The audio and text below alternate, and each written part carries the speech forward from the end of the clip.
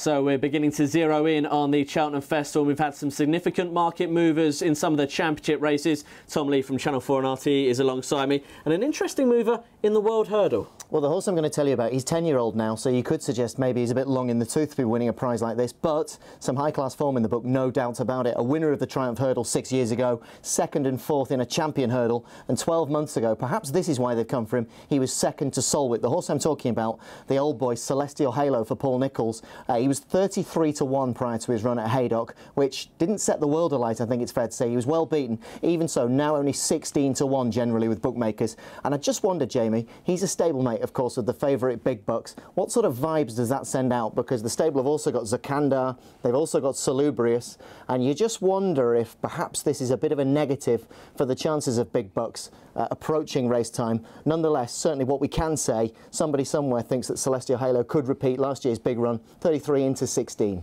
Yeah, perhaps not an obvious one to be backing, but certainly the one that is obvious to be backing in the Betfred Cheltenham Gold Cup is Last Instalment. Yes, indeed. Prior to his run in the Irish Hennessy, of course, he was coming back from 2 years off, 40 to 1 into 10 to 1. He hardened up to 8 to 1, and now some firms only 7 to 1. There's still bits and pieces of those prices available, so 7 and 8 to 1, but really an each-way horse, and he's a big, strong galloping type. If they can get him there in one piece, he must have a serious each-way chance. And also Captain Chris, who's being backed in that race as well, after very much showing his top ability last time. Yeah, you're absolutely spot on. He was impressive at Ascot. There is a question mark. Is he as effective going left-handed? Even so, some people clearly believe he is. 20 to 1 now, generally the price from 33 to 1. We must also mention, of course, the champion chase as well. Big news, Sprinter Sacre won't be there. As we feared, they couldn't get him back in time, and they will now pull stumps for the season with Sprinter Sacre. That means a new market. There's a real disparity in opinion between bookmakers. I've seen prices ranging from 5 to 4 to 9 to 4 about the new favourite Sire de Grugy.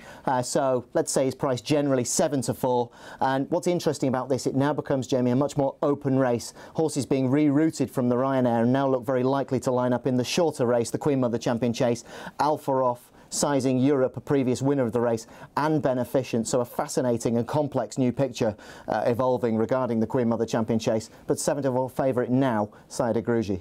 Yeah, plenty of interesting moves then for the championship races. It isn't long now. We can't wait.